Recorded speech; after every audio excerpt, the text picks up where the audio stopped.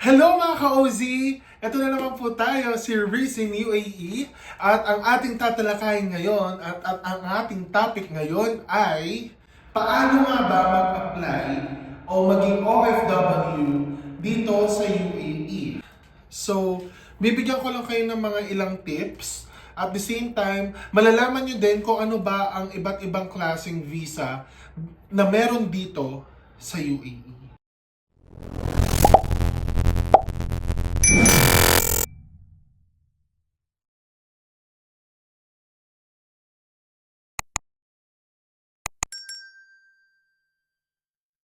And please do like and share and subscribe to my YouTube channel and click the notification bell para lagi kayong updated sa aking video. So let's go guys, let's start! So ngayon guys, ano nga ba yung mga ilang tips na pwede nating gawin para maging isang OFW kayo o makapagtrabaho kayo dito sa UAE? So, based on my experience, ako kasi is 9 years na akong nandito sa UAE at kasama ko ang aking pamilya. Nandito ang aking mama, nandito din ang aking ate, nandito din asawa ng ate ko at ako. So, ano nga ba yung mga kailangan natin? So ngayon, may nabasa ako sa isang rules nila na pag magtuturist ka dito sa UAE is meron na silang 3,000 dirhams na show money. Kasi dati, yung mga panahon ko dito, wala pang show money na 3,000. Pero guys, gusto ko lang sabihin sa inyo na disclaimer, hindi po dapat tayo, alam kong may mga gumagawa, pero kung pupunta tayo sa tamang proseso, is dapat hindi po tayo magtuturis tapos maghahanap ng trabaho. Hindi po talaga tama yon based sa law ng UAE. Pwede na! So, ang tips po dito para maging OFW po kayo, it's either hahanap po kayo ng agency sa Pilipinas at yung agency mismo ang tutulong sa inyo para magkaroon ng employment contract. Sana all. So, yung agency ang mag-aayos ng mga papers ninyo para magkaroon ng employment contract. So, meaning to say, pag naayos nila yung papers nyo, lilipad na lang kayo papunta dito sa UAE. So, kung saan kayo madidestino, malalaman nyo naman through agency kung anong scope ng trabaho ang gagawin nyo dito. Or, meron naman akong suggestions kasi merong mga applications na pwede nyong gamitin. Pwede kong ilabas. Ilalabas ko lahat ng mga applications. Ayan. Ito. Mga 3 applications yung ibibigay ko sa inyo. Pwede kayong mag-download ng application na yon at mag-a-apply kayo directly doon sa application. Pero syempre, babasahin nyo muna yung description kung baka kailangan nila is yung nasa inside na ng UAE. Pero meron din mga descriptions doon, yung mga for hiring, na kahit nasa outside the country kayo, they are willing to fix the papers. Pagka natanggap kayo sa interview, they are willing to fix the papers para makalipad kayo papunta dito sa UAE as employment contract. Yun. So, sa Philippines, kung yan, sa aking mga kababayan, kung ako sa inyo, pagka nagkaroon na kayo ng chance, if there will be a chance na ma-interview kayo into dyan sa Pilipinas, then papapuntahin na kayo dito, galingan nyo na sa interview. Give the best of the best para makalipad na kayo dito sa UAE at makapagtrabaho kayo. Wow. So ito yung 7 Emirates guys. So, Abu Dhabi, Dubai, Ajman, Al Quwain, Fujairah, Sharjah, at Ras Al Khaimah. So, mas maraming kabayan ang nasa Abu Dhabi at nasa Dubai. So, most ng mga kabayan dyan sila nadidestino para magtrabaho. At guys, ilang tips lang din, pagka maghahanap kayo ng trabaho, at least minimum of 3,500 na sahod ang hahanapin ninyo para mabuhay nyo yung sarili nyo dito sa UAE. At the same time, makapagpadala din kayo sa mga mahal nyo sa buhay sa Pilipinas. Most ng mga kabayan dito is sila yung nagbabayad ng tinitirahan nila dito sa UAE. So, ang mga bahay kasi dito, there will be like a partition room. Partition room meaning to say, it's para na siyang kwarto. Gypsum na siya at the same time, as in kwarto. Kwarto na talaga siya. Nagre-range siya sa 1,200 o sabihin na natin 1,100 to 1,500. Yan yung range or prices na possible na makakuha ka ng partition room. So, hindi pa yung ganun ka-wide o may wide, merong maliit. Yun, depende yan. So, para lang din sa'yo yan kung paano mo i-manage yung pera mo. At the same time, yung food most of the time hindi yan kasama. Hindi yan kasama sa payment sa'yo or offer sa'yo ng company. So, sarili mo din ang food. So, sarili mo, lalo na pag leave out ka, tapos sarili mo ang food, of course. Pero ang pinakamaganda dito is yung medical kasi meron silang medical. So, yung medical talagang magbabayad ka lang ng mangilang dirhams kasi ang tawag na pera dito. Mangilang dirhamo ang babayaran mo lang kasi may discounted price na siya. So ngayon, ano nga ba yung iba't ibang klase? Sige, bago tayo pumunta sa iba't ibang klase ng visa. So dito, most of the kabayans naka-leave out. Pero meron din naman na may accommodation. Pero talagang tayong mga kabayan gusto natin yung meron tayong freedom eh. Alam niyo yan, totoo yan. Dapat laging may freedom ang mga kabayan. Parang you have your own way na living dito sa ibang bansa. So dapat ang hanapin mong sahod at least 3,500 pataas para at least makapagpadala ka pa ng pera sa Pilipinas for your loved ones. Syempre, kaya nga tayo nag-OFW para tumulong sa pamilya.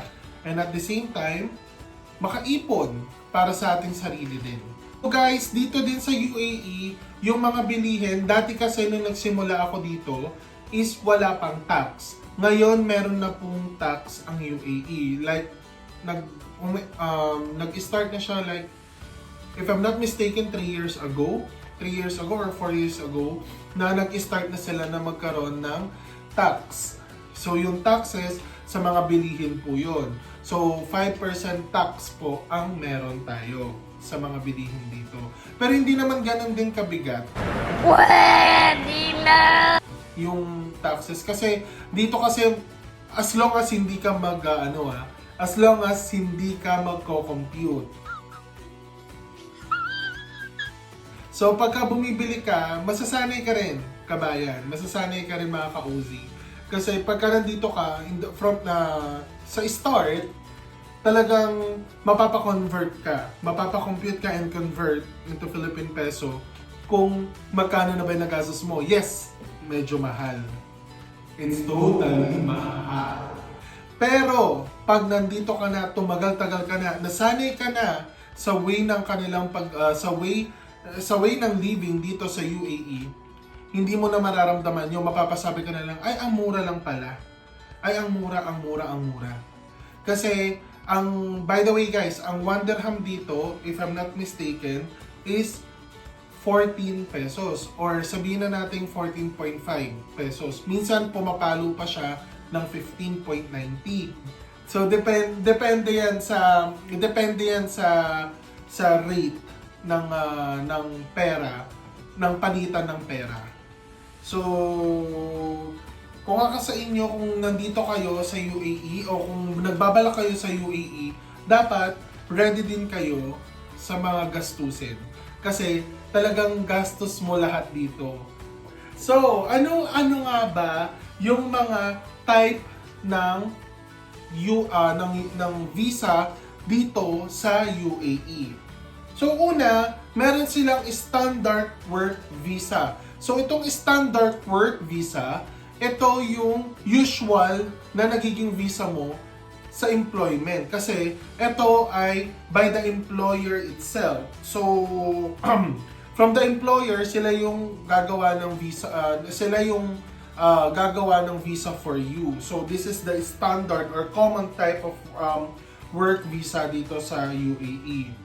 So, ang kailangan lang doon is, syempre, yung PRO na lang yun ng employer is valid for 2 years, renewable siya, is sponsored by the employer, katulad ng sinabi ko sa inyo kanina, and allows employees to work for the sponsoring employer only. So, yun yung standard work visa. So, meron din naman tayong tinatawag na green visa. Itong green visa, in-introduce lang to ng UAE noong 2022. Ang green visa, ang target nila dito yung skilled, professional, freelancers, investors, and entrepreneur. So ito, nagtatagal ng 5 years validity, no sponsor or employment na ang required. Hindi na kailangan ng sponsor or employer na required. Renewable on the same terms. So, more flexibility in work and residency.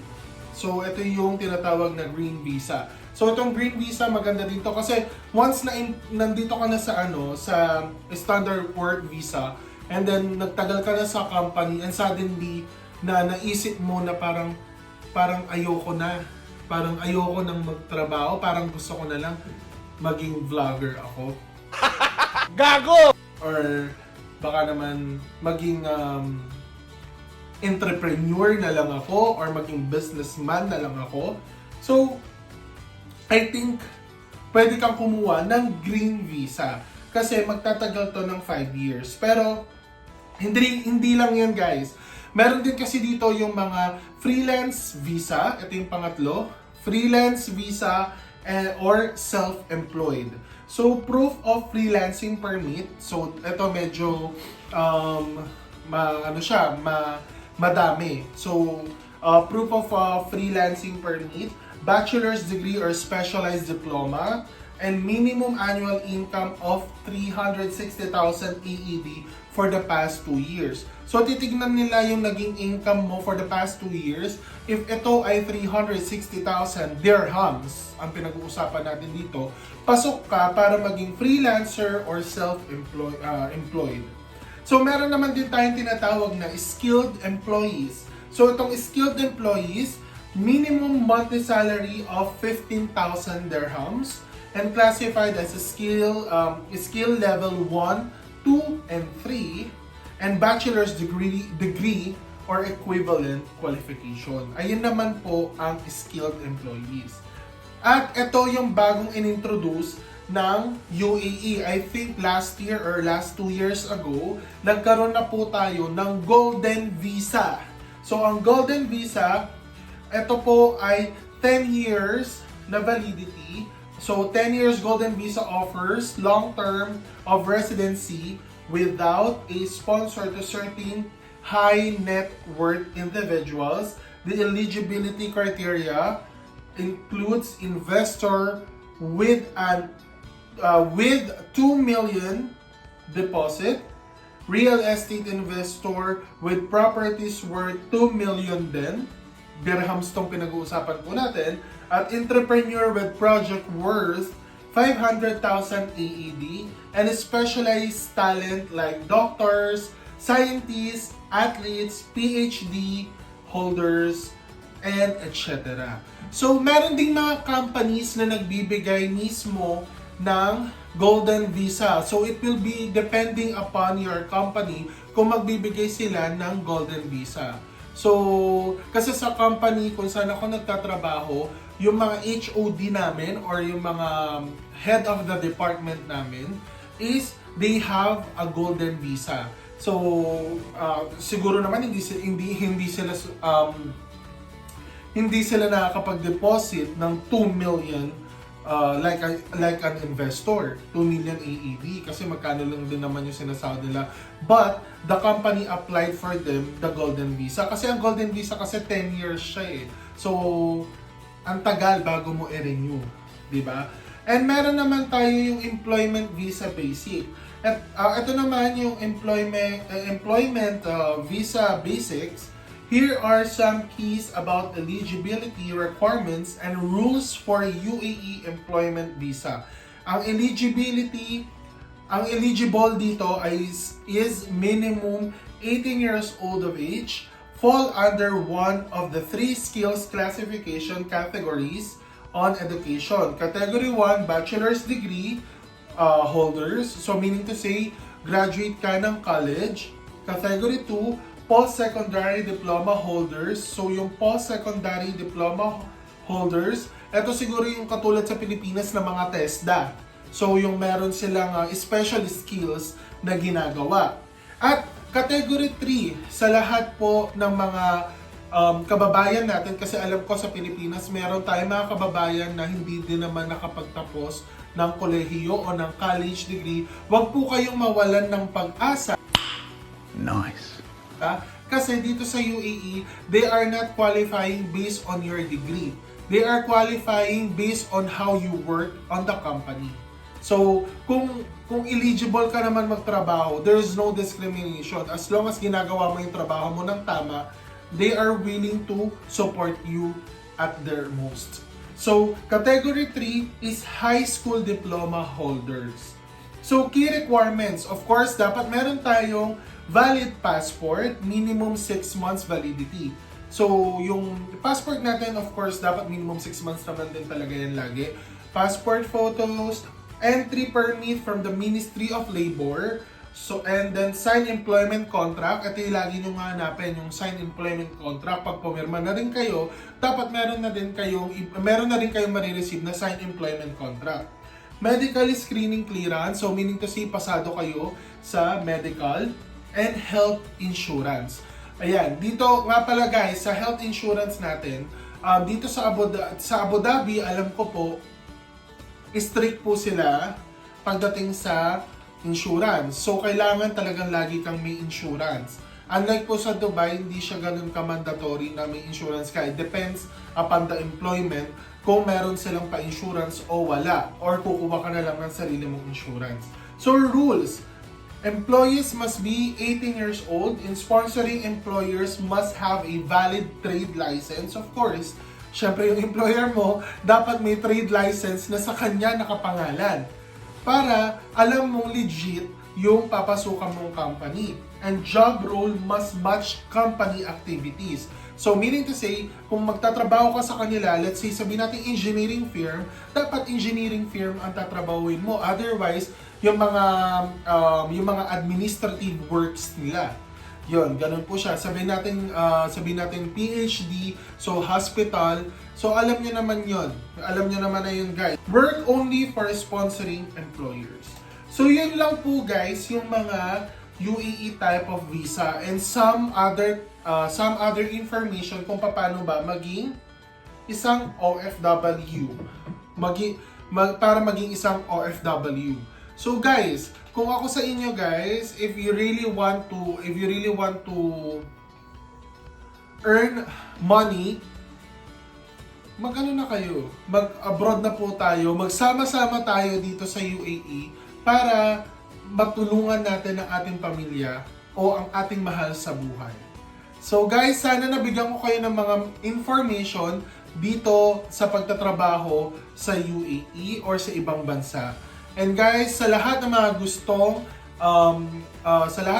magpa-subscribe sa kanilang channel, magsasubscribe po ako. Just comment down on the comment section below of my YouTube of this video. And then also, kung gusto niyo magpa-like, comment lang din po kayo. And of course, guys, mag-subscribe. Don't forget to like, share, subscribe to my YouTube channel. And pindutin nyo na rin yung bell para lagi kayong updated sa aking video. So maraming salamat mga ka-OZ na nakasama ko ngayon. At sana naging informative tong video na ito or vlog na ito para sa lahat ng gustong maging OFW dito sa UAE. So thank you guys! Maraming salamat! Bye!